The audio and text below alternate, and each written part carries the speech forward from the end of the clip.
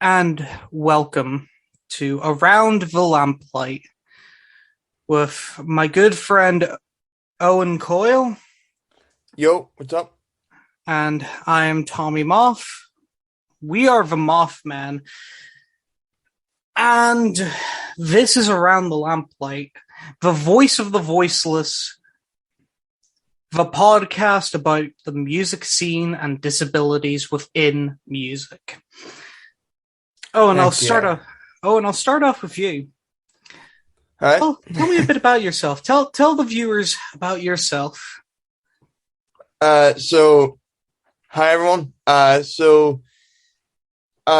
been in the music scene since I was practically around four. Because I did sing in lessons then.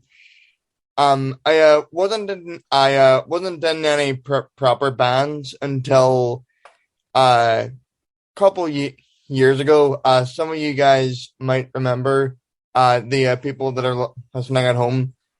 True Clockwork. I worked on that. And then after that band was basically split, we did uh I I was in the Mothman, and I'm still in it now. And tell us a bit about your disability there, Owen, so we can engage the audience Uh, into our own personal views on it. yeah. So I kind of have three di- disab- disabilities. One is a one of the hydrocephalus, which is like a mobility thing. And then there's cerebral palsy, which kind of affects my legs. But I can still walk fine. It just kind of my legs are kind of weak, and that's why I have to wear splints. And the last disability I have is I'm on the I'm on the autism spectrum. The autistic spectrum, Um, yes. and I hope that some of you guys anyway can relate to my story. Yeah. Honestly, having known you for a good few years, no, Mm, you're definitely one of these people that you don't let the disability stop you. And that's what we should all be striving to do. We should all strive to be a little more like Owen Coyle. yeah, that's right. Um, so I'll give a brief intro to me then. I'm Tommy Moth. Uh, I was been in the music scene since 2016 when I got my first ever bass guitar. I self-taught myself mostly. I've been in a few bands here and there, but the two main ones would be Beyond Repair and The Mothman. Obviously, I run a solo project as well. Um, I was born also on the autistic spectrum, uh, along with a litany of mental health issues. Mm. Uh, and that's always a little fun thing. It's just a little sprinkling of depression into life is always a bit of a spicy kick. And you're finding humor out of this too. Humor is the best way to approach things like it, in my opinion. He- That's how I've coped with it. Hell yeah. Hell yeah. So that's about us. The idea of Around the Lamplight is for us to sort of highlight disability in music, talk about just music in general, and really just give you all some quality content. So yeah, Yep. There is one thing though about the music scene that I've noticed in Derry specifically. Oh, Okay. Now, in one of our interviews, we were chatting with the Nerve Center. We talked about sort of like opportunities for disabled people in music and people in music in general. Um, however, we one thing that was glossed over, uh, and it's not necessarily down to Nerve Center because it's not their department, is the fact that trying to get started out in the music industry in Derry is really hard whenever you're disabled. yeah. Let me put it to you like this. Okay. I know, and correct me if I'm wrong here. Most bands, whenever they want to play live, and let's be honest, people, playing live is one of your biggest sources of income outside of merchandise nowadays. Mm-hmm. For a growing band, especially if you're disabled, if you have mobility issues like yourself, Owen, Mm-hmm. the fact that most of the venues are not equipped to deal with disabled people is something that's always caught my eye. Like Bennigan's, which we both were, both were at. Yeah, we've had the privilege of it's playing. where that place, for whatever reason, does not have a wheelchair ramp. Yeah, no, I noticed that. I'm just sat here thinking to myself, but what happened? Like what happened? Like for example, my mother, she couldn't come watch performance. Any wheelchair, anybody who needs a wheelchair, to our knowledge anyway, has no means of actually getting into Bennigan's to perform. It's the same thing with like Sandino's. Sandino's is very cram packed, so it's very hard to maneuver, even fully able-bodied. Yeah, especially upstairs. Like, oh yeah, well, it's very crammed in there. Yeah. So it really begs the question: what can be done, and what is it even worth doing? And honestly, that's a question that's a tough topic, in my opinion. I want to get your opinions on that one. Well,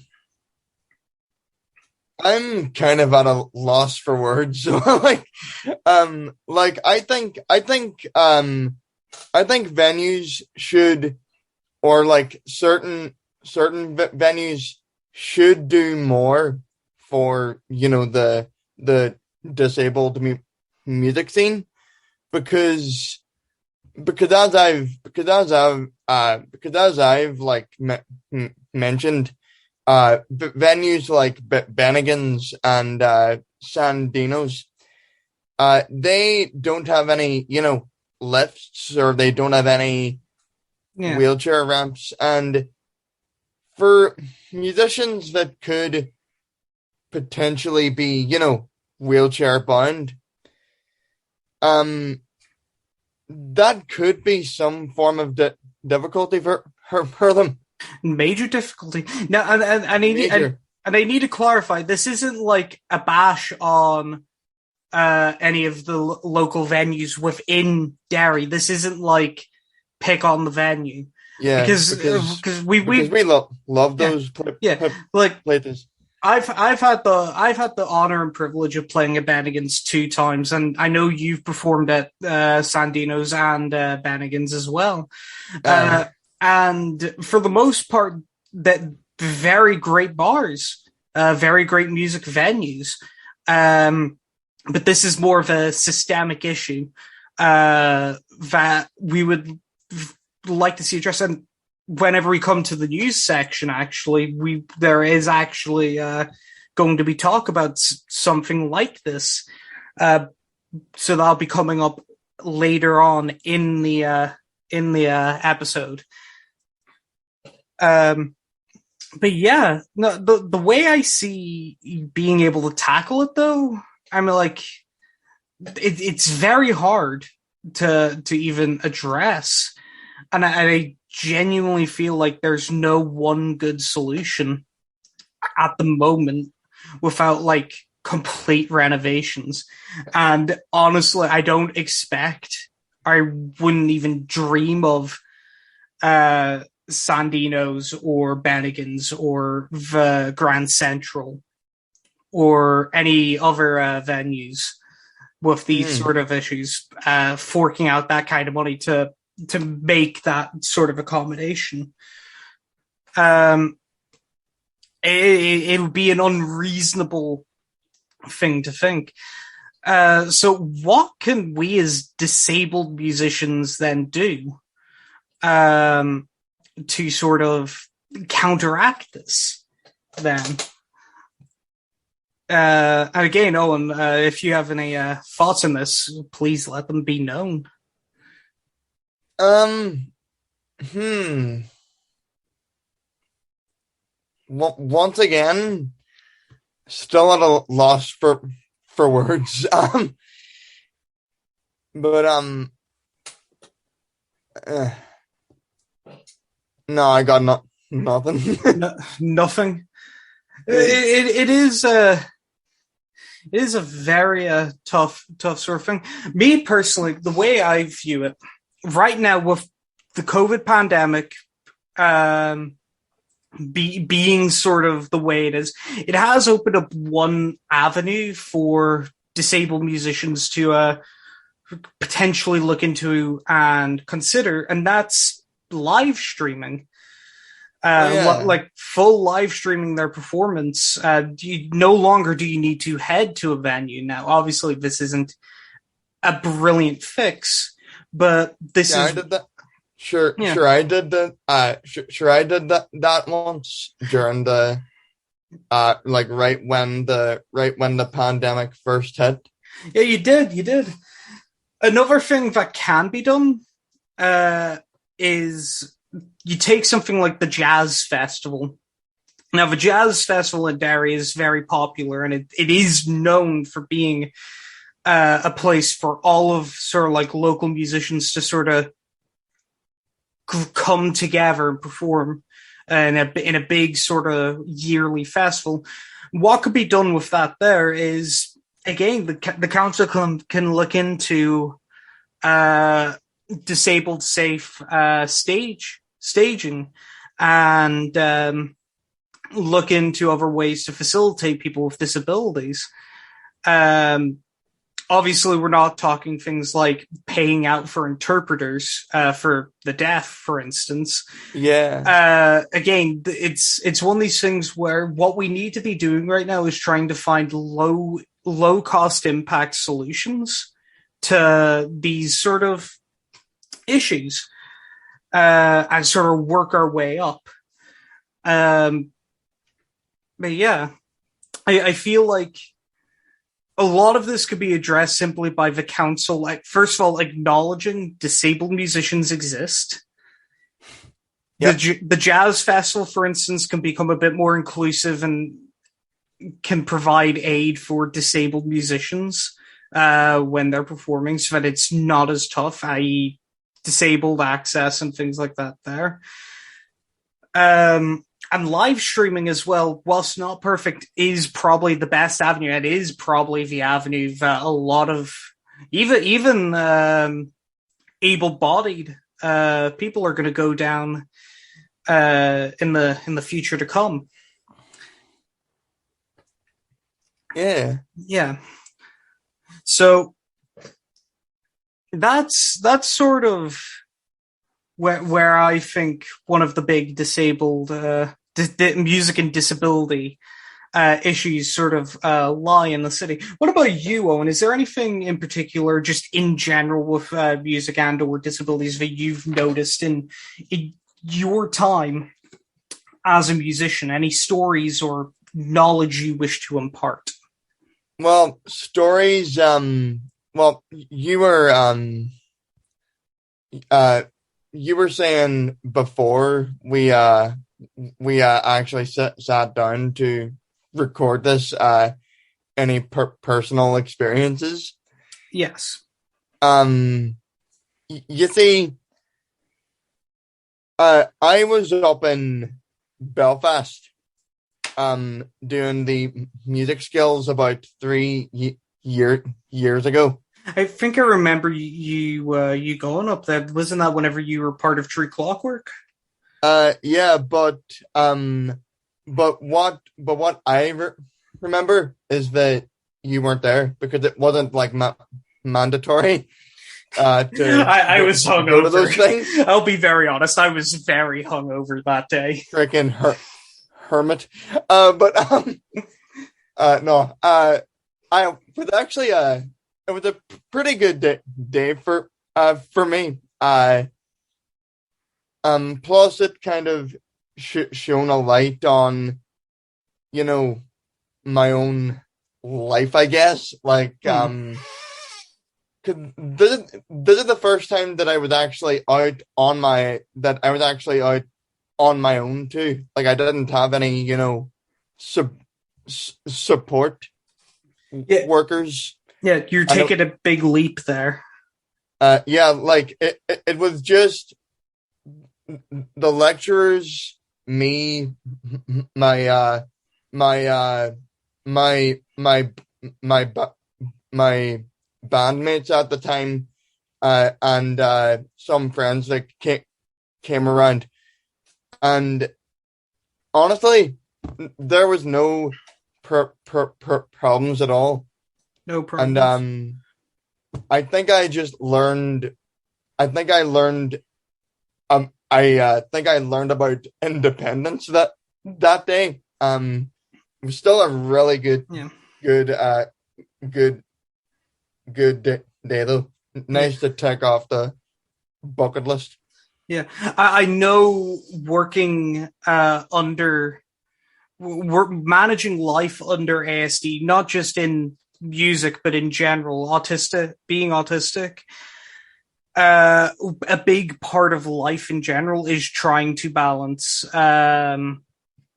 that sort of that sort of independence, trying to improve yourself so that you can be self-sufficient even whenever you struggle with doing that there. I know for a fact I struggle quite a bit in that sort of field. Mm. Sort of gaining independence, it's a very slow and methodical thing, and it's important to gain that skill regardless of being able-bodied or disabled in the music industry, because you need to be able to be independent in the music industry nowadays to be able to make independent decisions and be able to take those big leaps and harbor the responsibilities for those big leaps. Yeah.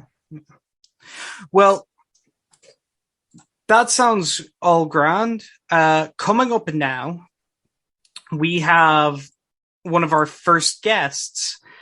This is our interview, pre-recorded, with a member of Project Sparks, who was very kind enough to come on and talk about the organization, what they do, and give us some insight into that project's future.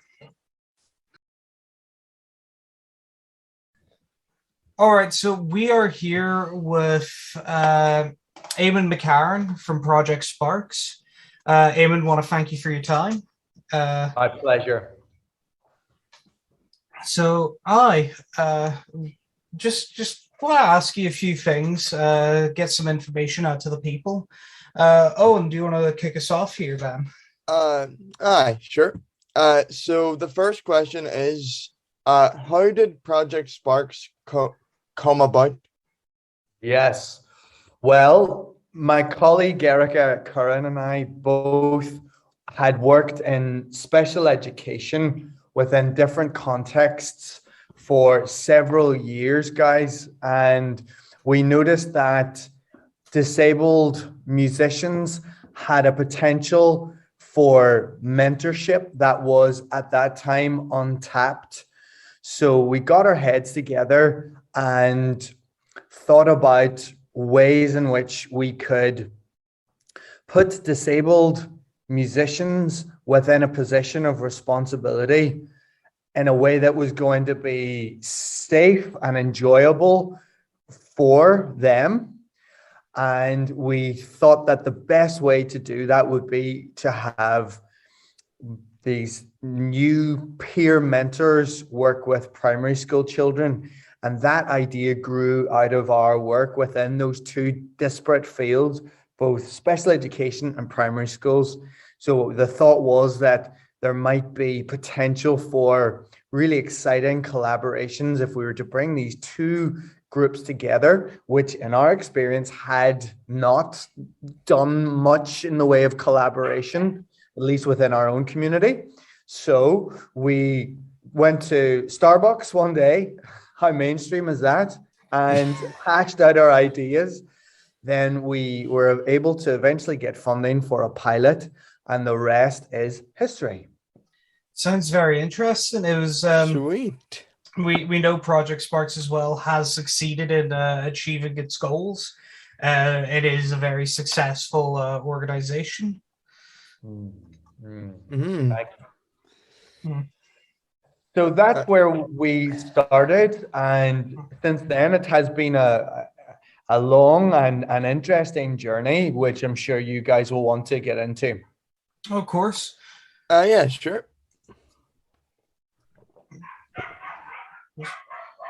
Oh, sorry, I'm going to quickly mute. My dogs are going off. Owen, if you want to quickly, if you want to ask the next question. Thomas is having a canine situation. Yeah, I'm having a canine situation. Give me a second. So should I fire away with the second question here? Because that's what Thomas said. Yeah. Go on with the second question. All right. So, what does the project aim to achieve? Well, our aims are twofold, Ozzy. On one side of the spectrum, we wish to empower disabled musicians and dancers by enabling them to empower others. And really what we mean by that is that by working with talented disabled young adults, we find that they have the potential to become more as musicians and as contributors to their community as they focus on improving the creative lives of children. Then on the other side of the spectrum, whenever we focus on children, the aim for them is for kids, one, to grow up with more informed views of disability, to really understand that a disabled individual is so much more than their label. Also, it's important that children have as much access to true creativity as possible. Unfortunately, many teachers think that if they have children singing choir songs and doing a nativity play, then that ticks the box for music. But you and I know, and I'm sure Thomas would agree as well, that music is so much more than performing exactly what it is you've been asked to do. That in fact, children learn most about music and dance when they are put in the creative driver's seat. So that's where the disabled peer mentors / leaders of Project Sparks come in. So our aim is to make sure that by working with you guys, that children get an opportunity to experience just how rich a life full of music can be. Yeah, I can attest to that there as well. It's but as a former choir boy myself, it's certainly draining, especially whenever it's things that don't interest you that you're having to perform, and there's a massive rigid structure that you feel like you're not being utilized and unable to find a love for the thing that you're doing. Right. That's very interesting, Thomas. And would you agree in the same breath that it is important that children get to learn the basics and learn the rules, but that coupled with that, they should have free reign so Yeah. that they can express themselves, in a more unstructured way? Yeah, it's about finding that balance of structure and creative freedom, which it's finding the sweet spot. Amen to that. Very true. Yeah, it's certainly as well. If you're dealing with a disabled person, who would rely on finding that sweet spot, because any imbalance to one side can help drain the energy out of a performance, so to speak. Well, that's where listening to the individual comes in, isn't that right, Thomas? Be it a peer mentor or a child, you can often tell a lot about their level of engagement if you simply watch them in action and listen to them. And the approach that we adopt at Sparks is that every child and every peer mentor that comes through the door is recognized as an individual, and their strengths are capitalized upon. And rather than having a one size fits all approach, was we have structures for the class on a weekly basis. We recognize that you've got to be flexible, and the part of the beauty of the creative process is that spontaneity can occur at every moment, and sometimes it's useful to let the plan go by the wayside, right? Yeah. So the next thing I want to sort of touch on with you, to get a bit more into the journey of Project Sparks.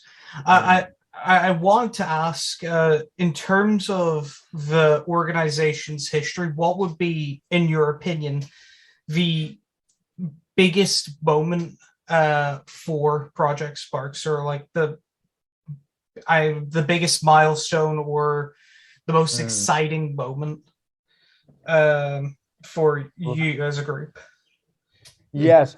Well, our history is unusual in that we integrated within an already established charity called Liberty Consortium. So we were able to bypass some of the initial teething problems that new projects might face, because we started to use a premises that was already well established, and we had a client base that was in existence already. So in terms of the biggest moment, we were able to get quite far quite early on, because we had done quite a bit of research around the peer mentorship model. But whenever we actually saw what it was in our imagination come to fruition, and see three separate groups of, let's call them leaders or peer mentors, taking classes, that very first pilot class, and to hear children laughing and singing, drumming, and dancing in 3 rooms simultaneously, that was a huge moment for us, simply because it had been in our minds for so long. It wasn't the case where we had a particular idea and a couple of months later we're able to see it come to fruition. Guys, the idea for Project Sparks had been in the works for at least a year. So whilst other successes have come and fell into our laps, nothing quite compares to that first moment, hearing laughter, joy, rhythm, and melody all happening in a beautiful cacophony within one space. Of course. Awesome. Awesome. Yeah, it's definitely the biggest moment I know for a lot of different people is that first initial step that shows it's happening. You're there. It's you've achieved what you set out to accomplish. That's right, because all we can do, Thomas, is set up the right environment for autistic and disabled adults to do their thing, to mentor, to inspire. All we can do is bring children within an environment that's colorful and inviting, and then the rest is up to everyone else. We step back, of course, we take an important role in the planning and somewhat to the delivery, but to be able to sit back and watch two groups which have, who do have quite a bit in common, even though there's an age difference between the leaders at Sparks and children. Shared ground can be reached, and we've got to relinquish control and simply let it happen, Thomas. Exactly. Mm-hmm. Exactly. Definitely. And if you want to take the next question there. Yeah. So this next quick question is, who are the funders for this project? Yes. Okay. So we are fortunate to be funded across a range of different charitable foundations. In addition to that, we have income directly from schools. So to get the charitable funders out of the way, currently we're funded by the National Lottery. We've just wrapped up a grant by Paul Hamlin Foundation. And in addition to that, we've received lots of support over the years from the Community Foundation of Northern Ireland. The Arts Council at the moment have taken a leading role in our ambition to widen the cohort of peer mentors / leaders that we're able to train up. What is equally important to us, though, as I mentioned, is what's called our social enterprise, and that is where schools essentially put their money where their mouths are and pay for the project out of their own budgets to improve the creative lives of their pupils.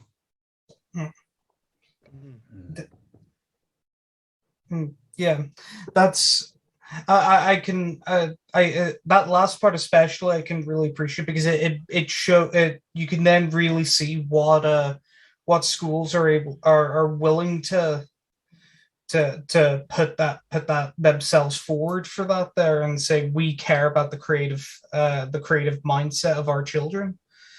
Right. You get it, Thomas. Yeah. It's especially in today's day and age. That's big important figures. Being able to say as a school is being able to turn around and say we do care about our students' creative well-being. Which isn't always a priority from schools, as I'm sure you'd appreciate. Oftentimes, schools are measured by their results, particularly within the context of transfer tests. So it takes a degree of forward thinking from school principals and senior leadership staff to recognize how vital a creative outlet is to children's holistic development. Exactly. Yep. Exactly. So especially with some schools we focus on, it's a case of, like, sometimes a school choir isn't going to cut it. Possibly, yeah. I mean, I suppose every school is different. Within our experience, Thomas, Ozzy and I would attest to the fact that most primary schools right now have got their game together in a way that they may not have had 20 years ago. So we are pretty spoiled, and schools are doing well. Their pastoral care is in place in a way that it certainly wasn't when I was in primary school. But of course, there's always room for improvement, and it's wonderful to have schools put that investment forward and say, yes, these young adults can give our pupils something that, if you want to use that term, neurotypical teachers, or normally able-bodied teachers, or usually able-bodied teachers can often or might not be able to. That's a big win. Exactly. Yeah. So we're going to move on to another question here. And this one is sort of it's been on my mind for a while now. Is sort of, what is, in terms of your own vision, where do you see Project Sparks moving forward? Is sort of like in the next coming years. Yes. The vision is for the current group of leaders / peer mentors to train up other talented disabled adults across Northern Ireland. And with that, an inherent, what I would call, multiplier effect is going to come into play. And that's where skilled peer mentors make other peer mentors, so that they in turn can pass on their skills. So we would like to start reaching out across the province and essentially creating a new generation from a demographic of disabled and autistic adults who perhaps had never thought of themselves as having the potential for peer mentorship. In addition to that, we want to grow the social enterprise so that we can start to deliver long-term projects to the Education Authority as a long-term partnership, so that it's not just the case where a few select schools that are aware of our work can benefit, but that the Sparks model can become embedded right across Northern Ireland. Of course. I like that idea that the current peer mentors are helping develop the future peer mentors. Who better, Thomas? Who better to train them? Exactly.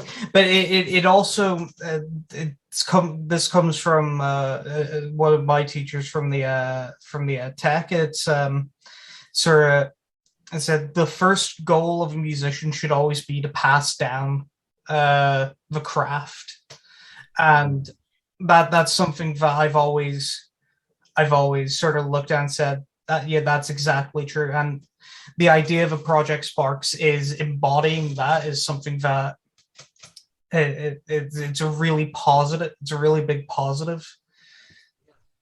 You've heard the saying, teach once, learn twice, and there is truth in that, because by passing on your knowledge, you really get to see where the weak spots are in your own understanding. Whenever a child or a peer asks you, well, how is it that a major scale is made up of those notes?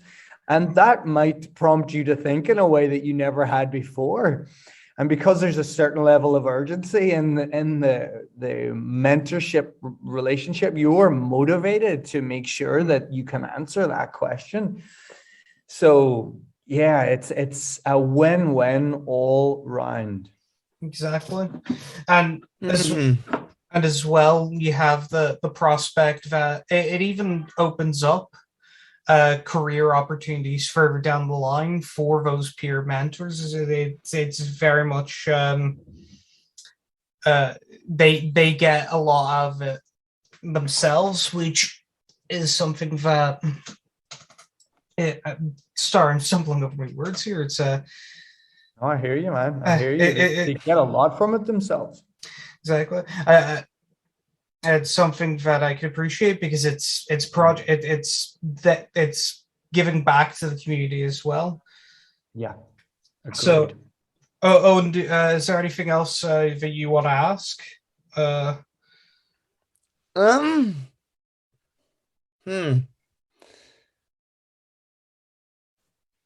I got nothing. Those are all the questions I wrote. We've covered a lot of ground, but if anything else comes to you guys, I'm all ears. Eamon, is there anything you want to ask us? I'm interested in your background, Thomas. You're very articulate, and I'd like to hear about your experiences as a musician, where you are at and where you would like to develop as my interviewer. Oh, of course. I always like the idea that the interview can go both ways here. Now, I've been playing music now for 6 years, I want to say. Right. 6 years of completely self-taught for a good chunk of that there. As you know, I'm with Owen in the Mothman. We're in the college. And sort of, I also run a solo project that I run, which is more so just, it's there to allow me to experiment. One of my goals in life is to become a music teacher, so to speak. Wow. Especially in foreign nations. I would enjoy the idea of being able to travel and teach music. Wow. I love your ambition, man. And how does your background inform your development as a musician, as a person? I would imagine you have an interesting history yourself. How has that to any extent influenced you as a musician, as an individual in general? Well, my background, it's very much has influenced my musical development. Self-teaching came out of necessity, given my own autism and being a young carer at home. So it's like I couldn't afford the money or time to be able to head out and pay a tutor, so I taught myself. And my musical style has always been influenced by that sort of self-taught DIY mentality. The experimental stuff that I write, it is very much that. It's very experimental. And that's more so just I'm writing it and exploring the annals of music to test myself and sort of as the genre would imply, experiment with new ideas and learn as I go. That's beautiful. That is beautiful. And how do you identify with your autism? You know, as I'm sure you're aware, not every autistic person is very forthcoming about their trait, if you want to call it that. In what way do you see your autism? I've always seen my autism as it's something that I'm not ashamed of. I've grown to live with it, and I've grown to advocate for it. It's something that I hold very near and dear to my heart. I'm able to find humor in it, in a lot of sense, which I think is very important in life, is to find a bit of comedy in everything. Because if you can laugh at something, you can love something. That's beautiful, man. I love that. Yeah. That is Indeed. beautiful. Wow, you are an interesting person, Thomas. You and Ozzy and I need to chat more often. I think there's a real meeting of minds here. Exactly. You you're very, very welcome to come and visit Project Sparks at every point, because you're the kind of person that we are interested in opening doors for and with. Exactly. And I would be honored to attend. Good. We'll make it happen, brother. We'll make it happen. Um, Make it happen, I. so if there isn't anything else, I think that would wrap us up here. Eamon, I do want to thank you for your time. It's been a pleasure to speak with you. Is there any closing remarks you would have for our audience out there on the web? Other than to say that they're very fortunate to have two very interesting and informed hosts, and it has been my pleasure. I think this is just the beginning of an exciting conversation with yourself. Ozzy and I have been working together. We've been partners in crime for quite a while, and I can see there's phenomenal potential with you, Thomas. So until next time, guys. Until next time. Till next time. And we're back. We want to thank Eamon for his time, and we want to thank Project Sparks again for coming on to the show. So we I wanted to do something for this episode to sort of highlight a group.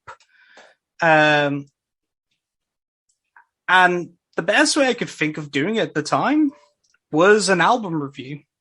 So I scoured the world for a group that intrigued me with music that I genuinely enjoyed. Now, I have a very open musical taste.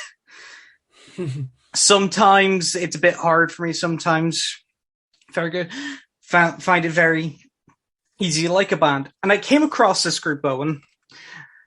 A band called Rudely Interrupted. They're Australian, I believe.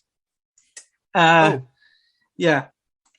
And the album itself that I listened to is their second ever album. It's called Love You Till I Die. It is their second release after their first album, Tragedy of the Commons. Now, the story behind this band is kind of interesting. Basically, two members met up at a barbecue. They kind of decided, yeah, we're gonna make this band, but then they had to take an extended break. And all in all, it worked out for them. And hopefully, we're going to be getting more music from them soon. Their band members for this consists of Rohan Brooks, who on their website is marketed as their musician, guitars, songwriter, and producer, and also the band's manager. Now, to my knowledge, from what I could find in my research, he was able-bodied, but he had brain surgery a couple of years ago, which has caused memory issues. But apparently he's been getting better since, and we continue to wish him a recovery. And the other sort of original member that was part of that barbecue that started this group is called Rory Burnside. He plays on their website. He's marketed as their keys player and vocalist, along with being their singer-songwriter. And he's blind and autistic. Their other members are Joshua Hogan, who is their percussionist, who is also on the autistic spectrum, and their live artist, performer, and stage sampler, and also takes care of costume changes, Sam Beek, I believe I'm pronouncing that right, and he's got Down syndrome. Now, I've watched videos of these people, of this group, play live. And they just have a lot of energy, and you can tell that their disabilities are not hindering them. But, it's such a good thing to see a group like Rudely Interrupted survive and thrive in today's current climate. Isn't that right, Owen? Yeah. I'm really happy with like how with how they actually went through with this. Because we obviously need more disabled artists out there to be to be recognized, and like I said, I'm just really happy with how far they've come, and I wish them well. Yeah. Now, I listened to this album, and I loved it. Okay, like, on an uncritical lens, I love it. It is very upbeat. It's got a lot of synth to it, but it's got a lot of character, and you can tell that this is a unique sound that they have. There are two tracks on the album is Love You Till I Die and Born to Rock and Roll. They're my personal favorites. However, I, again, highly recommend you go listen to the whole album, form your own opinion on that. I do have a small issue with the production. The production does sound a bit amateur. However, it's sort of forgivable given the budget. Like, this album was not made on a large budget, to my knowledge. The other issues I have with this album, and again, these are more nitpicky issues. I want more.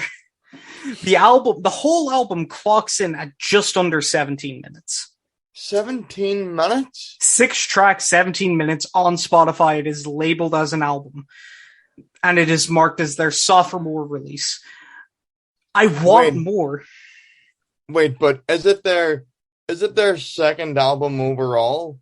Second album. Like, are there other albums after that? Or? No. They released. Oh my god! They released this, and this is one of the points I wanted to address here. For the album was the second track of the album, "Anything Is Possible," got a radio mix re-release, but it was renamed to "Calculus and T." And that might be a throw off for some people. Personally, it doesn't. I don't mind it, but it threw me off because I thought, oh, they have a new song up, but it was actually the same song. But yeah, I wish the album was longer. 17 minutes feels more like an EP or a demo than it does a full album. The sound, if I were to describe it, it's like the summer of '69, but with more synth and a lot more energy. Vocally, Rory puts on an amazing performance here. Now, I like to draw comparisons between vocalists and other vocalists because that's how I sort of operate, Owen. Have okay, so Grammy nominated or Grammy winning band Ghost, their lead singer is known as Papa Emeritus. That's a cool name. It's a very cool name. I swear on everything that is good to me, Rory Burnside sounds exactly like Papa Emeritus. Sounds exactly like him with just an Australian accent, and I'm loving it. It fits so well with the music. Lyrically, the songs are very nice. All of it is upbeat. And I have nothing that I can really say that is like a major negative for this album. Like, I'm in love with it. Mm.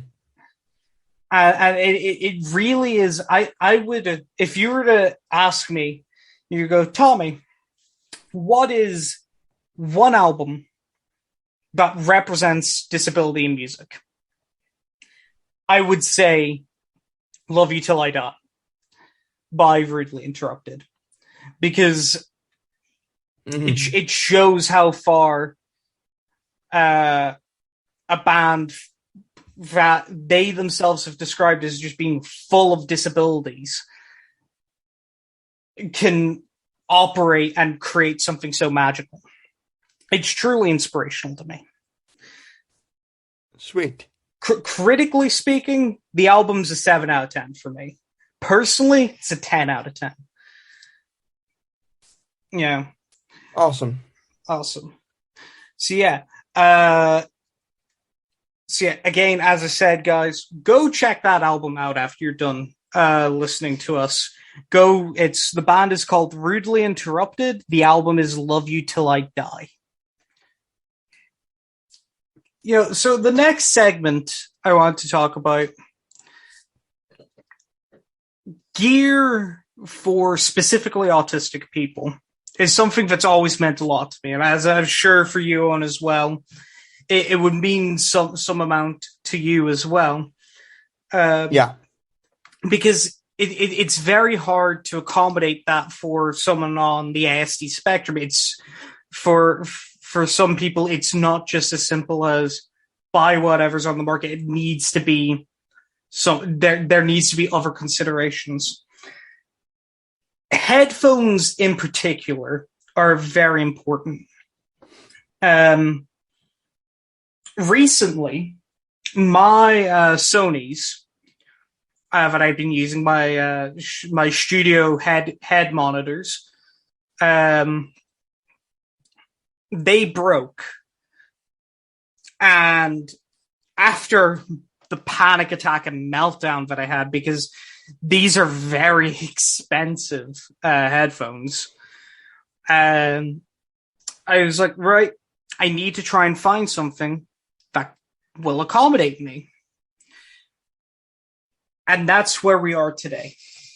A couple of months later, I've been using a new set of headphones. Oh, and you've seen me use them before, in tech especially.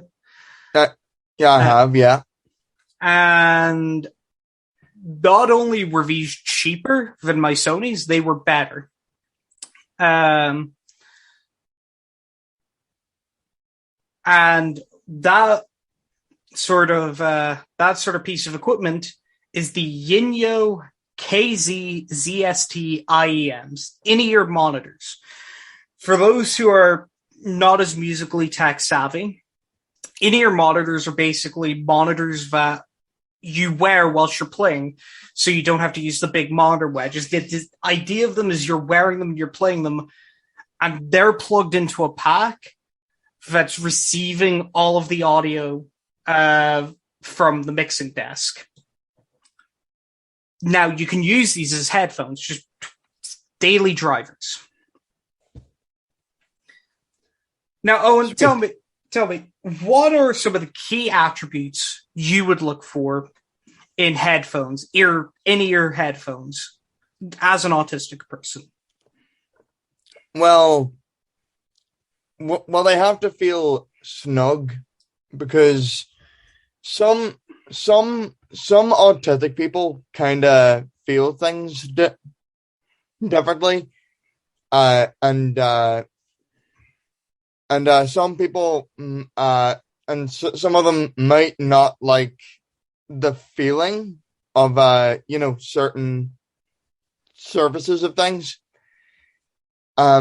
So whenever I look for headphones, I not only do I have to look for the cheapest ones, but also the snug ones. Because it kind of gives better listening experience. Yeah. So they need to be snug in the ear. They have to be able to sit in the ear comfortably, and they have to be comfortable to wear.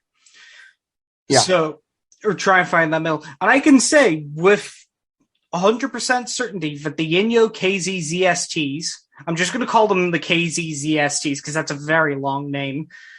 Not only are they comfortable, they fit in your ear snugly and are incredibly durable. They're sturdy. They have good noise cancellation, which is very good for people with autism. I know for myself, the reason I wear headphones a lot is to sort of avoid audio-based triggers that would send me into meltdowns whilst I'm going about my day-to-day life, sort of like very sharp noises that are unexpected. Yeah. These headphones do that. They've got good noise cancellation. They weigh 19.5 grams and boast a £20 price tag. That's how much I paid for them on Amazon. And these are the pro versions. So they are incredibly affordable. Anywhere else I was looking for sort of like noise cancelling headphones, earphones over the heads, you're looking 60, 70 quid for anything half decent. This blows them all out of the water, in my opinion. True. There are some issues with it, don't get me wrong. For anyone who's told you're going to find that the cable might be a bit short, I know that the cable just, it's a bit short for me. I put the phone in my pocket and the cable feels just a little too short, but certainly nothing that is game-changing or deal-breaking. Audio quality is incredibly good because they use a dual driver system, which means you have crisp, clear audio that at a very loud pitch, if you so choose. There's one, for some people, this might be sort of deal breaking. There is one issue with them. They have major amounts of audio bleed whenever you're cranking volume. I put these things through my stress test, i.e., I went through my sort of very bassy music, my very sort of like music of a lot of mid, so like pop and rock and all that there. And then I listened to sort of like high pitched stuff. So that was a lot of metal and a lot of things. I cranked the volume on all of them. There was significant audio bleed. And for those who don't know, audio bleed is basically whenever your devices are bleeding audio so other people who aren't wearing the devices can hear them. Sat at the dinner table listening to very aggressive death metal is certainly a topic of conversation whilst having our nice Sunday dinner. Listening to death metal at a freaking Catholic family table was not a good time. No, we're religiously we're not Catholic, but it was one of those things where it's like. Yeah, I was sat listening to the new Behemoth album. I'll be very honest. I was very indulged in that at the time, and I had to explain to my parents why they were hearing a man scream about Satan. But yeah, so audio bleed is an issue. So for people who like to have their music be a bit more private, or people who are going to be wearing these a lot in public at full volume, you may want to take that into account whenever making the decision for a purchase. The only kind of big issue I had with this is that whenever I was putting them through the stress test, there wasn't much bass, low end frequency, which it's not a huge deal breaker, but for some people that might be an annoyance. And also, when you are cranking the volume, you get a bit of audio distortion, which you have to look out for. Overall, though, for personal drivers, for people with autism, these are pretty damn good for the price point. If you don't mind people hearing your weird music tastes, if you're cranking that volume, and you don't really mind the lack of bass on the lower end, for 20 sterling pounds, you really can't go wrong. I would give these an 8 out of 10, honestly, myself. And that's where I sit with them. They are still my daily drivers. They're very comfortable. And they're multi-purpose. As a musician, I'll get use out of them whenever I move to start using in-ear monitor packs. So Sweet. Now we're going to move on to the second interview. This interview was with the Nerve Center. Two of their members gave up a bit of their time to come and talk a bit more generally about music and the music scene, what they're doing in the music scene right now, what they have been doing. And yeah, it was very insightful. And it was a great joy to chat to them. There was a lot of information and a lot of knowledge that I'm glad I now know passed from them. So we're here with Martin McGill from the Nerve Center. Thank you for coming and spending some of your time with us here at Around the Lamplight. And we have a few questions. Okay, cool. So, Owen, would you like to take us away? Right. So, question number one: what are your thoughts on the disabled music scene as a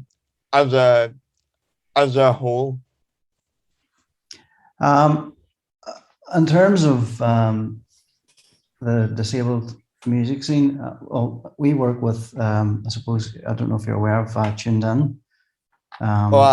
They would be a partner of ours, and they would come to the Nerve Center and do some like showcase stuff and have opportunities there to actually showcase and perform to their users at the Nerve Center, and obviously at other things. And over the last 5 or 6 years, we have a fairly strong. The Nerve Center's quite a strong relationship with Stendhal Music Festival, and as part of that, we would have a section of several hours for the Tuned In band to come down and perform and play down there, and they also would do like Tuned In DJs and stuff. It's I suppose that the difficulty is trying to integrate and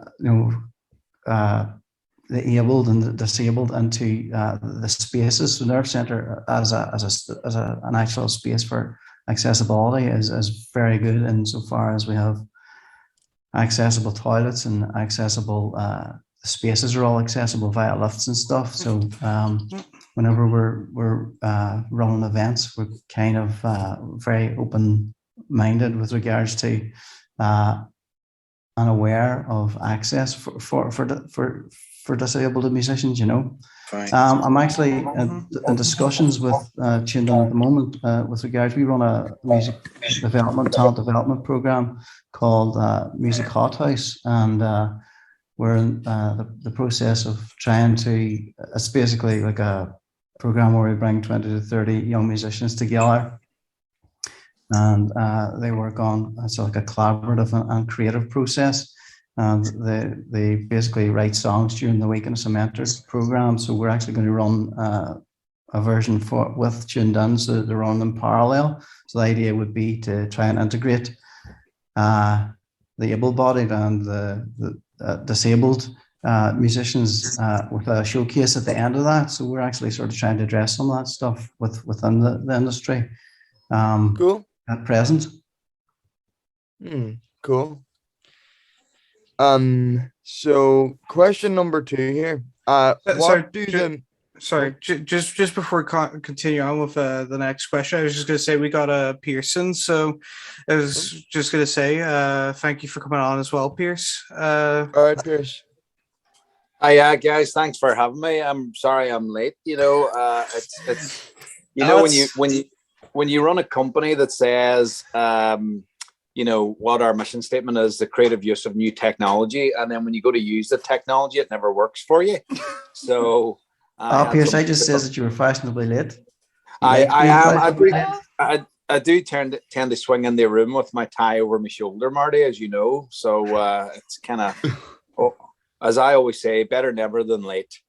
Oh, of course. But we're thankful for having you on as well. So we've just gone through one of the questions there. Next sort of question that you both can answer if you so choose. Is sort of just in terms of the Nerve Center, what sort of musical courses specifically do you run, or what does the Nerve Center consist of in terms of musical courses? Because obviously, the Nerve Center is a staple venue for music, and it runs a lot of programs. Yeah.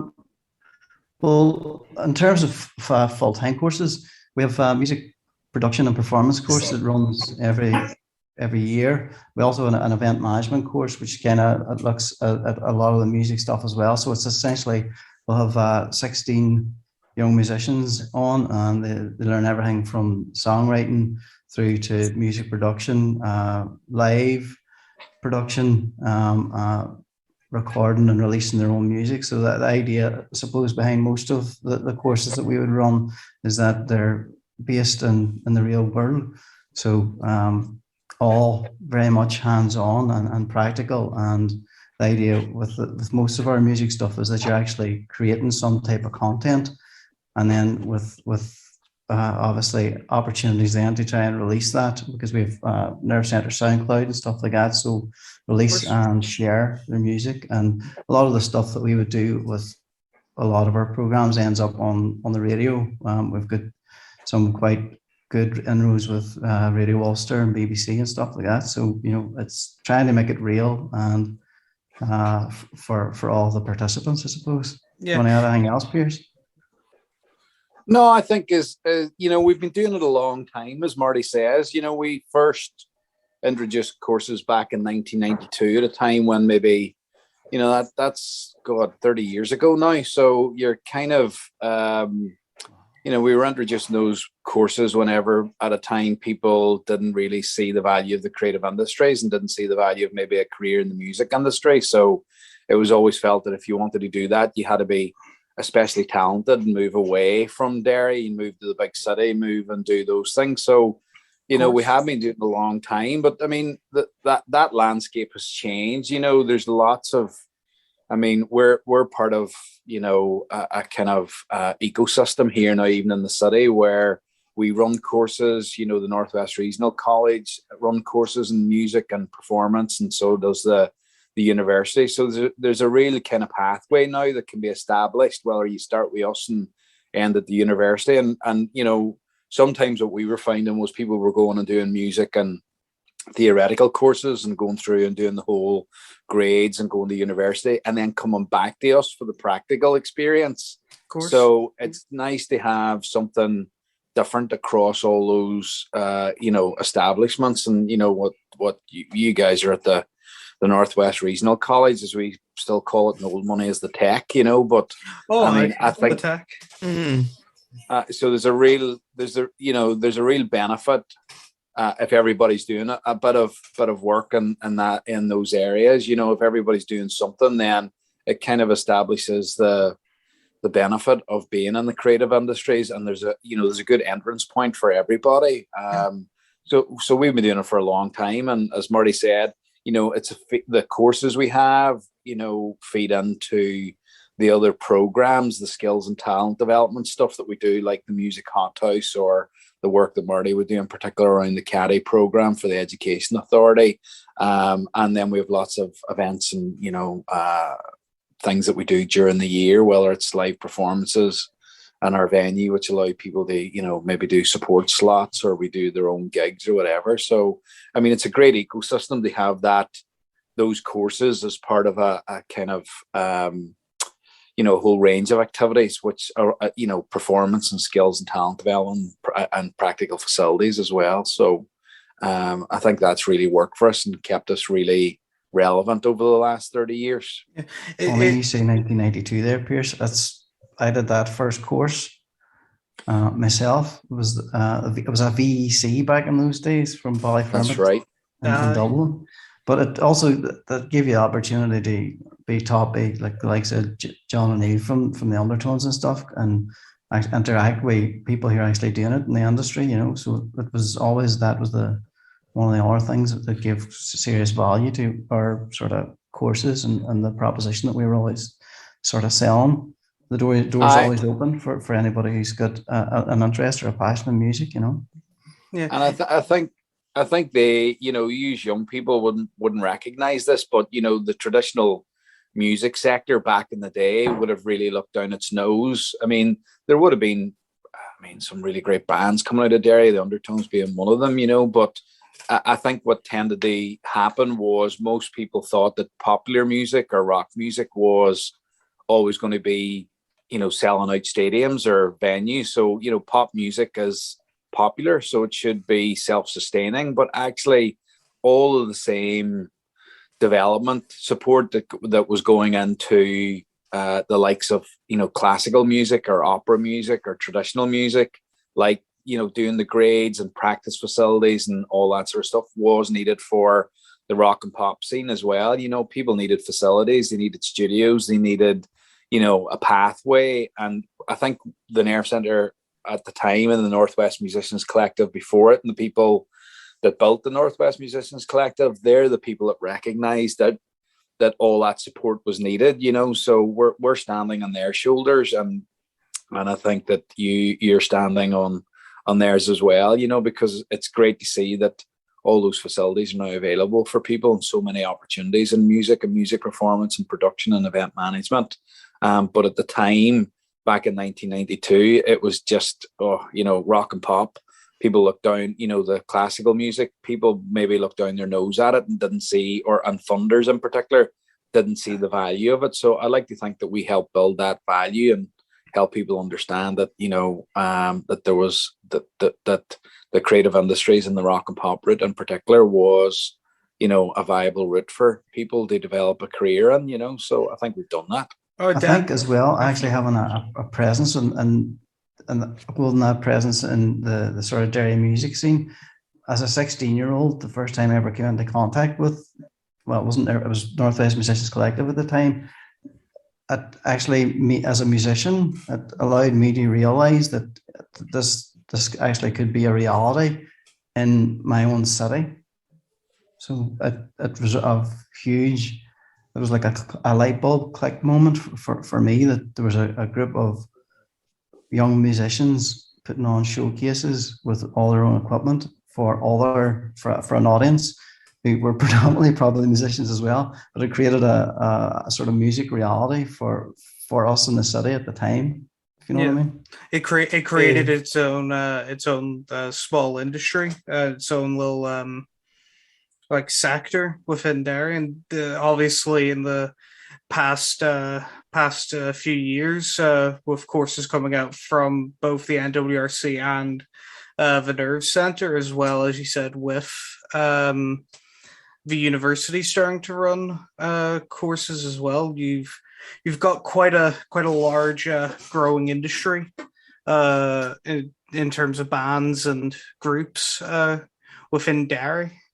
That's especially now is becoming much more vibrant in a genre.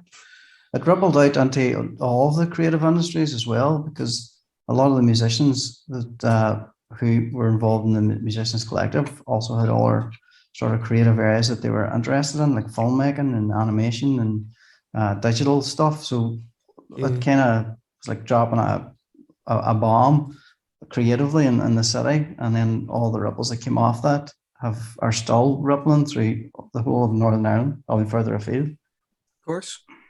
Yeah, it's definitely getting better. I mean, I'd be interested in it's good to hear you saying that you feel that there's a good industry there growing, and it's maybe taken 30 years, but it's changing all the time. Because one of the things that me and Marty often talk about is what does success look like for a musician? And 30 years ago, what success looked like would have been a band getting a record deal and getting a big, advance payment, recording an album, releasing an album, and doing well, and then going on tour. And I think, and in the city, you were looking for music venues and performance space, and and Derry now is much better in terms of venues than it's ever been. You've got even Sandino's venue's been there for 10 or 15 years. Yep. Guildhall's used. You've got Culterland. There's so many great venues. There's so many people practicing music in the town and facilities out there. But success has changed and how for musicians in particular and what that looks like. So, it's very different. That idea of getting the big deal and advance from the record company is different. You've got people like Soak that are doing very well, and Row, and people that that have been through our music hothouse and stuff. But the success is kind of built on not that traditional or model that previously existed, which was the big record deal. Now people are they're self-publishing, they're doing small tours, they're writing music for film, as well as they're creating their own music, putting their own tours on, but also teaching and doing lots of things, and that makes up that's a much more rounded career in the music industry, which is it's become a lot more of a portfolio career rather than just you're a performer. It's much more wide scoping. Absolutely. And even what I know of Owen's work there, what Owen does, and teaching for Project Sparks, but also performing, doing the course, again, as you said, that's the portfolio. So that's what success looks like, and that's what people should feel good about, that sometimes you felt that you were a failure. Some musicians felt that they were a failure if they didn't get the big record deal. And myself and Marty know quite a number of local performers that have talented individuals that never got the big deal, but continue to make brilliant music and continue to make a living out of this. You know what I mean? And that's what's I suppose the other thing to say, Pierce, is that in this day and age, if you have 1,000 dedicated fans who are interested in what you do and who are tied into your ecosystem, you can pretty much live on that. Do you know what I mean? Yeah. And be very successful. And I got my eyes open there before Christmas. I ended up helping release some music on Spotify and Apple and on iTunes for our chairman. And he is same age as me, in his 50s, and he's recorded an album of cover versions of all his kind of favorite songs. And I helped them get that stuff on Spotify, and we released it. Now, we haven't done a big formal launch of it, but I was able to see how DistroKid and the new forms of distribution they cleared the copyright. For the cover versions, you had to pay for it, but it wasn't a huge amount of money. It wasn't a huge amount of money to release and get the record onto the the streaming platforms. And I think, for me, I wouldn't normally do that kind of thing, but I got my eyes open to just see how straightforward it can be to release music, and not release it, but get it on the streaming platforms. But the other challenge is actually getting it out to a wider market, to market it. So you find that's why for us, the event management course is something that's new, but it's something that we realize that actually performers nowadays and music creators need to be kind of really good at event management and marketing and putting their own gigs and releasing their own music and getting it out to an audience. So it's no longer curation. Yeah, it is, and that's why it's kind of the market has just changed so dramatically. So I mean, and it's got its challenges. I mean, it has its challenges. I mean, you know, it's not as that old model of getting signed up and getting a deal was pretty straightforward, but it also brought its, you know, it that was the peak. But the trough is if the album didn't sell well and didn't, you know, perform, you got dropped by the record company, which led to a lot of people really feeling like they'd failed, and a lot of people dropping out of what they were really good at, which is music creation. But you know, this is much more. It's a much more fragmented market in this day and age. I know there's still some you know, people like U2 and Coldplay still sell millions of albums and ticket sales and whatever. But Yeah. for most people, you know, music creators of a certain level, it's you know, it can be very difficult in that fragmented market to be seen. You know, to have people hear you know, you still have to do a lot of the traditional, you know, the forms of promotion and market and get yourself on a, you know, support slot to a tour with a bigger artist. You know, if that's what you're trying to build as a career, you know, and it can be difficult to do that because there's just so much music out there. There's so many music creators. There's so many people that are talented that to be able to stand out in the crowd, you just have to do something different, you know, and that applies to any kind of content creators, to the, you know, the YouTube creators, the, you know, the people that are using those modern platforms, you know. So there's a real challenge in there. So you do need a variety of skills. You know, you do need marketing, you do need kind of content creation, you do need to be able to, you know, have the video skills along with the music creation. You do, you know, and that's a real challenge for a lot of talented people to be able to do all of that. And that's not even to mention the business skills that are needed as well.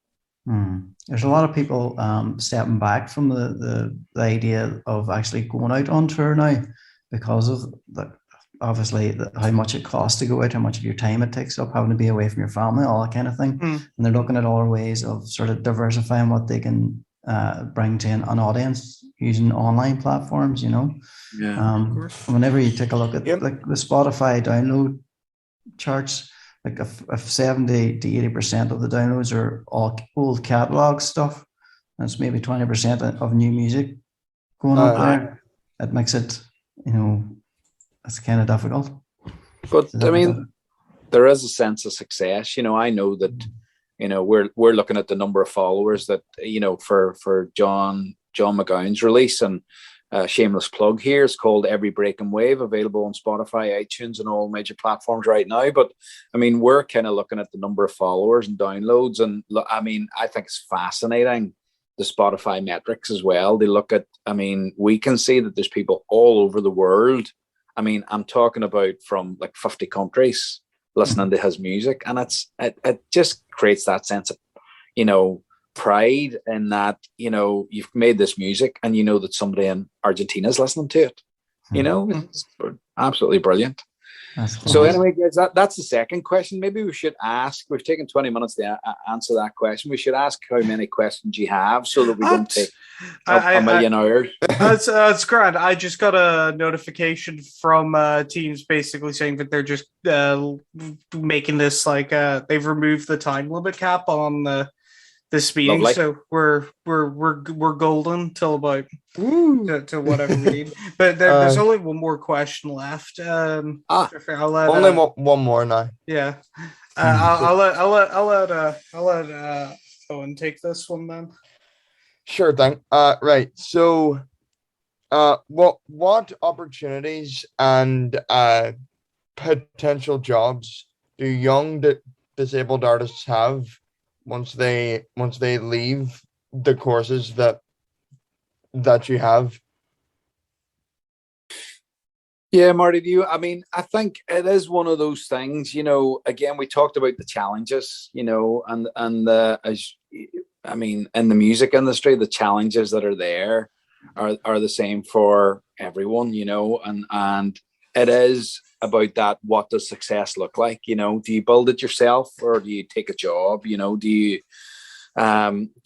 take a full-time job teaching and do music creation on the side? Do you stick with music creation, and then the income generation for that is quite low, and then you know, it's that building that portfolio So in terms of opportunities, we don't want to oversell what is available out there, and we've been doing that for 30 years.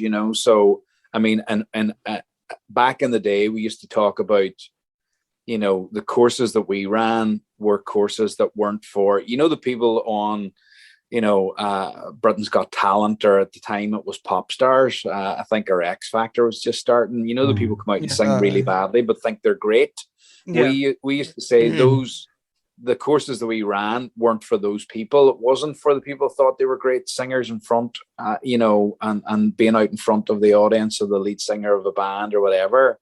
What we were trying to do was create, well-rounded individuals that actually could look at a variety of careers, So in terms of the opportunities, we have always kind of promoted the myriad of opportunities that are available in all the creative industries. So it is about the sound engineers, it's about the people, the roadies, the people that work backstage as much as the people who are on stage. And that's the same for the film industry. The people that are the clapper loaders, the makeup and wardrobe, and people like that. And the Nerve Centre has, in the last couple of years, been running the Northern Ireland Screen Academies that are available in gaming, animation, production design, and and makeup as well. So these are the things that we've been doing. So the opportunities that exist, Owen, are just across all those things. It's for you to determine what it is that you're good at, or that you enjoy, and then seek out those opportunities. And sometimes it is about building the experience, because I know people that have started, in the film industry, that have been in it for 10 years, but they're still not quite where they want to be, So people that have started off and, as a clapper loader, or, what they now call a data wrangler, which is managing the drives and the files. And then the next job up from that is a kind of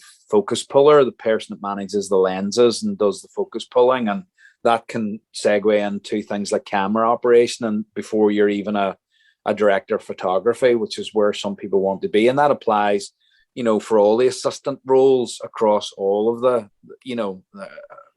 as I said, all the creative industries.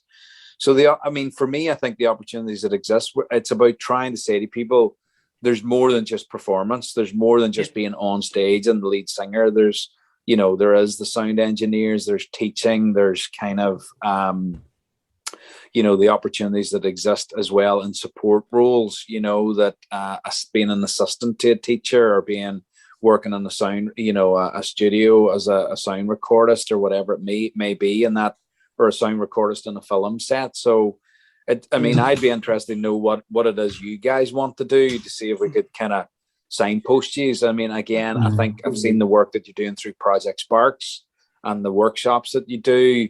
And I think that is such a brilliant opportunity, and a brilliant, way to engage with schools, and to let people see what your skills are, both performance and also in terms of teaching and support roles as well. And I think, I'm fascinated by that model, and I think those are the opportunities that are available. Marty, what do you think? For our courses, I suppose one of the things is, personally speaking, is that you get the opportunity to network with all our musicians who are actually doing it. So, for example, it happened to me with Cuckoo. I just threw me, says, I can drive. I'll come, and I was doing a production course. I'll come along and drive the van and be your roadie. Next thing, I was their engineer. Next thing, I was their engineer whenever they get signed to Geffen Records. Next thing, I was in the studio doing their backline tech for the recordings. That type of relationship, that doesn't sort of happen in a vacuum. So opportunities exist in that way. So it just moved at the time. It just felt like I was moving from one thing to the next. But it was growth and that sort of network, and in that group of people, Yeah. And Marty's being, he's being a bit shy there as well. Marty was in a band for, Little Hooks for, and Lookage before that, Marty as well. So Marty's had his own band and been a, performer, plays brilliant guitarist. He never teaches me anything. Every time I ask him, he says that I don't know that song. But he's been a performer as well, and he knows what it's like to be on stage. And he's played in Jeanette Hutton's band as well, Lady J and stuff. So I mean, that's why Marty has a great. I mean, I think that's one thing about the Nerve Centre, and one thing about the other, like the people that you're engaging with at the tech, there's Rory Donaghy there as well, and Johnny Delaney and people like that. And, they're all really, these guys and women as well, of course, that are teaching and delivering all these courses are people that are the same as you. They are music creators. They're, they have a talent, but they also know that, they're also teaching and they're also doing other things to kind of build that I love that phrase, portfolio career. I'm going to use that from now on, So. I have to give credit. That isn't my own idea. That's our teacher, Tony Talbot. That's the thing he's drilled into us is portfolio careers. It's you're working audio desks on the Friday and you're writing music on the Saturday, sort of, and you're teaching guitar theory on the Sunday, so to speak. Pretty much. And Tony is a former Nerver as well. He's a former Nerve Centre founding director of Nerve Centre company, and also worked for us and for a long time. So he did the course as well the year after me. Oh, did he? I was never sure if Tony did the course, but I mean, he did the sound recording course, and then he was the manager of the Off the Wall Studios the year after that as well. So he's no better man to take some advice from. So I mean, I'm saying I'm taking it from you, so I'm not going to give Tony the credit in that one. Absolutely not. Well, but I mean, does that answer the question? Is there any specific? I mean, it sums up perfectly the idea of what these courses do. In essence, is they help build connections in the industry and between people going into the industry, and it helps people prepare not just for the one aspect they're thinking about, but it also helps them prepare for the broader scope of the music industry, because she can be a cruel mistress sometimes if they're not prepared to adapt, so to speak. And I mean, I do think that you're absolutely right. That notion of, I mean, I don't underestimate the challenges for young. I mean, rather than just saying, music creators, because they can be, older as well. But I just think for young people, it is difficult to be seen.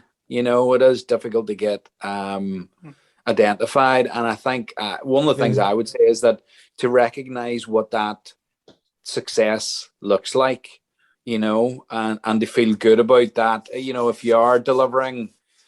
I mean, I just, again, if you're delivering a workshop, again, through Project Sparks to 30 school children, then that's what success looks like. That's amazing. That's unbelievable. And then I think, if you're doing a guitar, you're teaching somebody guitar on a Sunday afternoon, then that's what success, and if they're paying you money then to teach them, then that really is, a great achievement as well. So that, and then performing, whether it's to, if you get a chance to perform, and that's another opportunity. And, Snow Patrol played at the Nerve Centre, I think 3 times. And I think the last time they played there was to 120 people.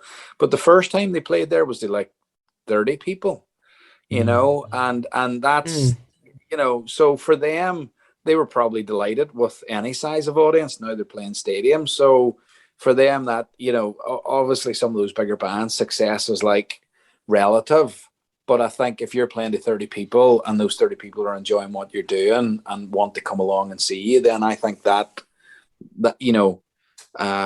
tick that off as something which is something that you should be, proud of and feeling good about it. So it's always finding that kind of, that sweet spot for kind of the creators, for talented people. It is about trying to find that. I mean, I'm not a talented person in the way that, I'm an arts administrator. I've never written a song. I can play a bit of guitar, but I know that in my day-to-day job, I kind of feel good supporting artists and good supporting the kind of skills and talent development stuff that we do. And there's always challenges. Sometimes you apply for funding and you don't get it, and you just feel let down, and that you've got to then, pick yourself up and move on. And I'm sure that for people who are talented, that there is always going to be that kind of moment of doubt, or is this good enough, or is that a good song, or whatever. So I think recognizing for me what success is and what it looks like is that, I've said it repeatedly to Marty. I don't know where I picked it up, but I do say it, what does it look like? And they recognize success. If you're not being signed up with a major label, or you're only getting 50 people at a gig, and you think it's only 50 people, then, flip that on its head and say, this is what, it looks like. If I want to make music and create music and be a creative, then this is what my life looks like. And if you're happy with that, then great. And if you're not, figure out what it is that you want to do, and, how you want to engage and be creative and make money at the same time. So that, that's when you talk about opportunities, Owen, that is, that's the challenge, finding out, how, the doing the creative stuff can sit well against the income generation. That's where the challenge is. So you can make a living out of it, but also enjoy and do the creative stuff that you want to do. You'll never work a day in your life if you do that. Yeah, of course. And do you know the first person I heard that from, Marty? And I don't know if I've ever said to you, but the first person I heard that from was John O'Neill. That's funny. He probably said it in a songwriting class whenever we were being taught it, and he picked these things up by osmosis. He pick it up. I know, and John would say that he's been very lucky. I mean, he wrote Teenage Kicks, of course, and and the success of that song has meant that he's been able to live a career as in the music industry, and not had to work, So, but I think that we were talking about the albums. He lent me the device that we recorded the second Little Hooks album on. That's the type of person you're talking about as well. So big time for John now, they say. And that's, you'll always find a bit of support out there. People are. I think it's great to see. It's great to see it, that there is that that people aren't climbing over the top of one another to get success. That there is people out there who are always going to support what you do and lend you that bit of equipment that you might need, or give you a bit of feedback that should be positive and encouraging. So I think that's what you should seek out. And if you find yourself in that negative spiral of that's not good, or I could be better, or I should be more successful, then take a wee bit of time to reflect on the things that are making you that are good, that are making you happy, that you are enjoying doing, and I've 3-4 guitars at home, and I can't play a song the whole way through, but sometimes picking up the guitar and diddling about and just playing the guitar is a thing that just relaxes me and centers me a wee bit, and gives me an opportunity to take a break from the day-to-day. And that's, music will change your life, and there's always I say it to my children, and I would say it to anybody: music will change your life, and there's a musical mood for every mood that you're in, so, and it always helps. And I think Pierce, a hell of a lot of 3-chord tricks songs, so a whole pile of songs front to back. Stop lying there.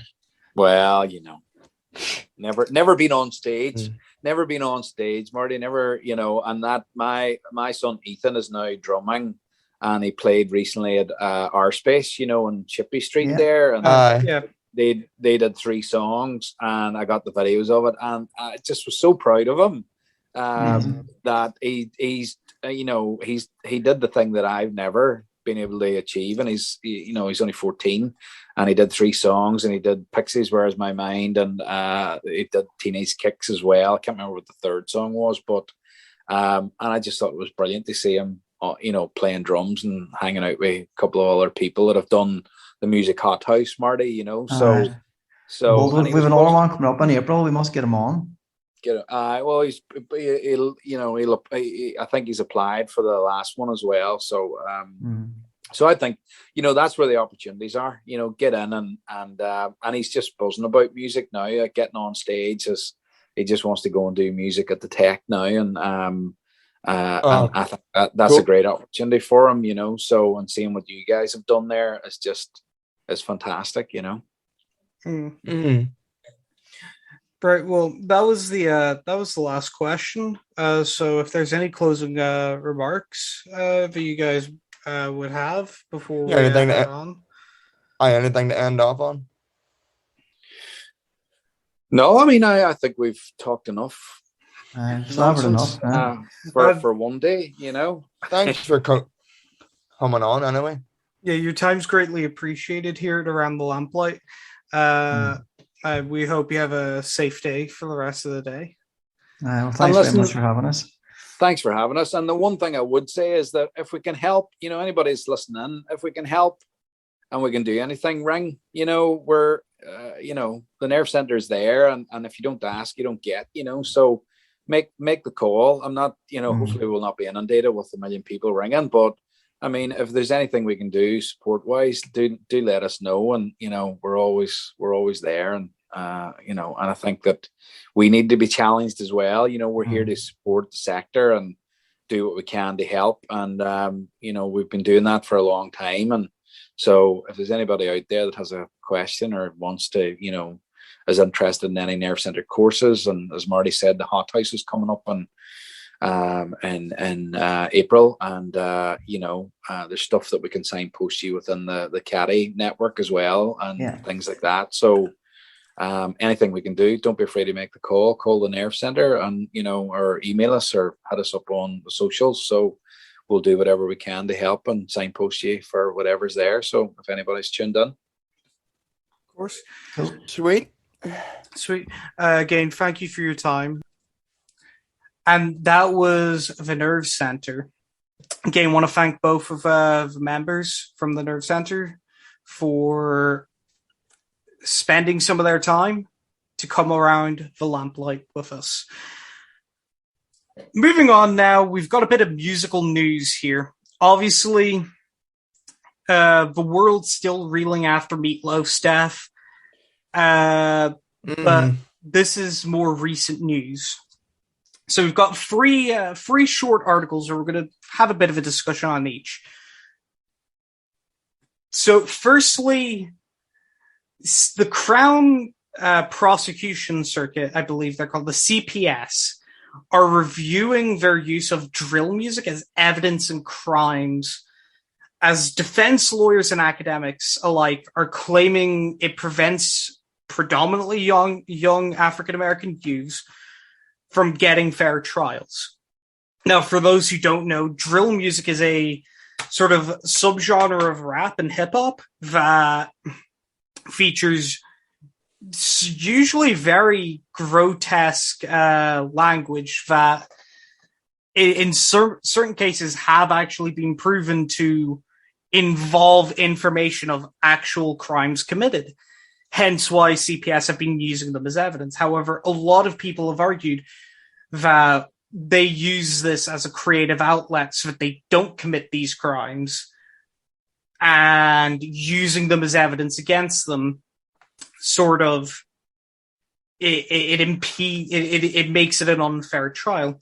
Now, obviously, we're not defense lawyers and we're not legal experts, but in the music scene, this is something that is important to us. Owen, what's your opinion on this?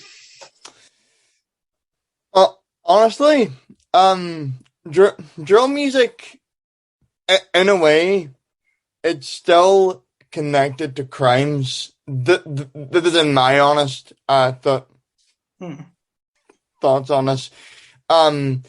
Because, well, years ago, during the 90s, whenever rap would have been, super huge, with Tupac and Biggie and stuff.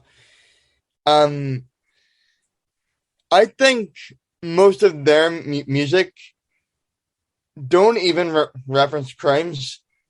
Yeah, at least from my knowledge. Yeah.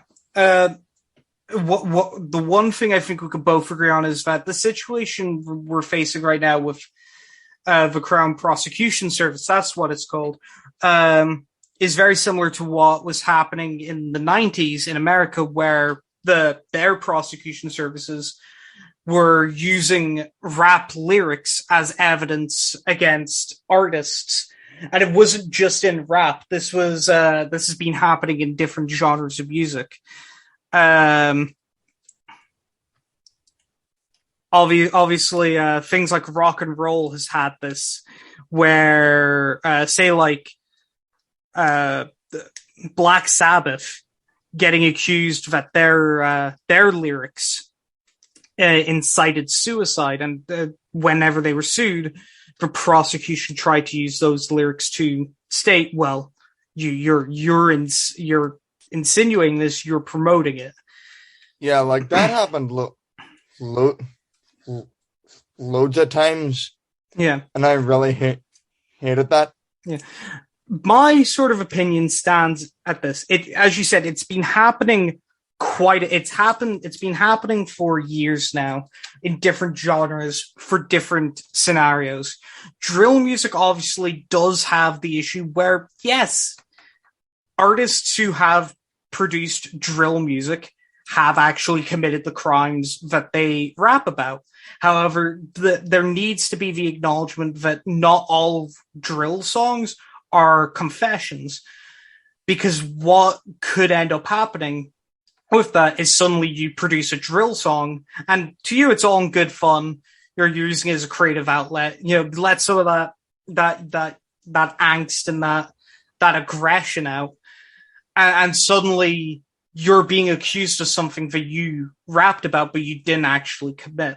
It removes a bit of creative license, and it really hampers down on what can be done creatively. I believe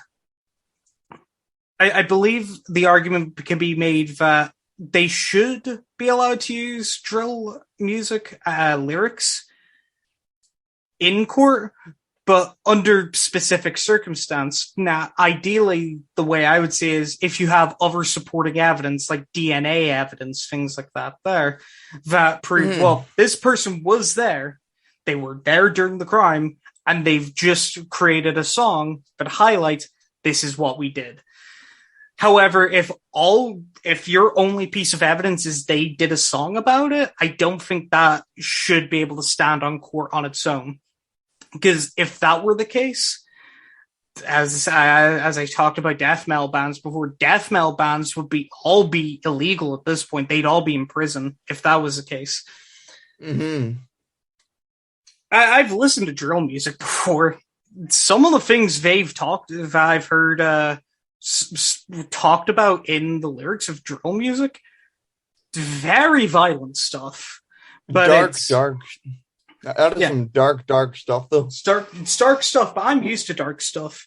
And I can also see where some people are like, they're using it as a creative outlet. They have a built-up aggression due to economic and social circumstance that's created this need to feel that way. And instead of them acting out on it, they create music. And that's what music, at the end of the day, that is what music is supposed to be. It is supposed to be a creative outlet. I know the music I create is very much a creative outlet. I know the music you create is very much a creative outlet. To hang these like drill artists' creative outlet over their head as evidence in a crime that is the only major piece of standing evidence feels a bit ridiculous to me. Yep. Moving on to our next story. Should be a bit of a shorter one. Don Wilson's dead. He was the rhythm guitarist for the staple surf rock band, The Venture, and was one of the leading minds, from what I had read, he was one of the leading minds behind the opening for Hawaii Five-0, that very famous opening. He's dead. Wow. First it was Meatloaf, now it's Don Wilson, and I believe I had read something earlier before we came on to the podcast that the music expert that was widely attributed for coining the term alternative rock had also been found dead. So musicians are dropping what? musicians have been dropping like flies. I don't know if this is some like I don't know, Aztec curse or something that like medieval bards swore like they sold the souls of famous musicians in the future for fame for themselves back in ye old 1200 AD. But I tell you, they're dropping like flies. First it was Meatloaf, God rest his soul. Then it was Don Wilson. Then it was the person who coined the term alt rock. They're going. Whoa. Yeah. Obviously, our thoughts and prayers do go out with all of the members of the family for all the people who have lost loved ones. Oh, yeah. And we hope you all make it through it safely. Moving on to our final story. This is actually disability in music. This is a big headline story. Singer-songwriter Lachi, I believe I'm pronouncing that right, has formed a new organization called RAMPed, also known as the Recording Artists and Music Professionals with Disabilities. They are an actual group whose entire MO is to raise awareness of disabled musicians and fight for the progression of inclusion for disabled musicians. Their first big goal, making disability ramps very visible during award shows. Thoughts, Owen? Yeah, great. This is coming from somebody who's been promoting disability awareness since I first entered the industry. I think it's a really good idea of that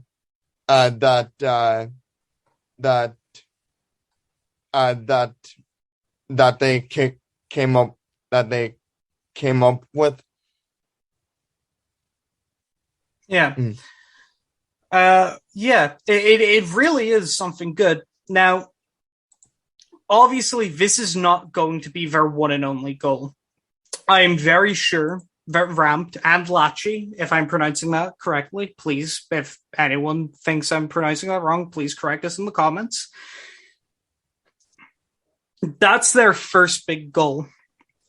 And for some people, it may seem small or irrelevant, but to the people in the disabled, in disability in general, the first step for being fully inclusive is to allow us to actually be seen, to help adapt, but also ensure that it isn't just like a one-off, to actually make credible change that is for the better, that helps increase visibility for disabled musicians.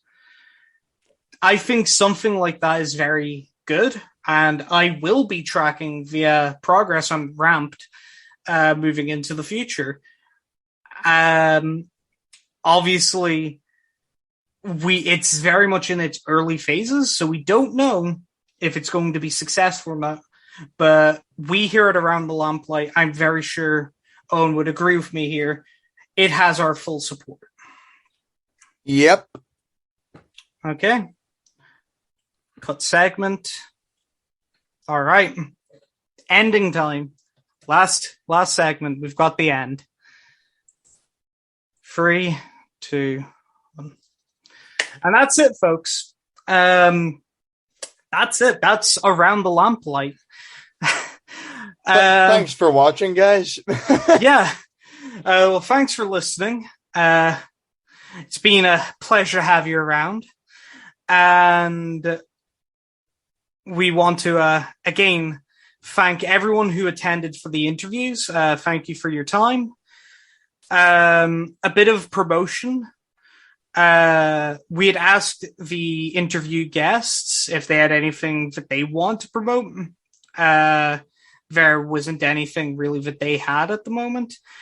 I've got a new EP coming out in February, 14th of February, Pixel Art Heart. Check it out. Shameless plug. Shameless plug. Do you have anything you want to promote? Any lives or any? In fact, but believe it or not, I never released anything. Like anything, live music wise, or like an EP like yours, Tommy. But I'm kind of hoping to do that in the near future, anyway. Okay. Well, we'll keep you updated on that there. I've been Tommy Moff, and this has been Owen. Yeah, that has been Owen. Thank you very much for watching. Bye, guys. All right. Have a good one.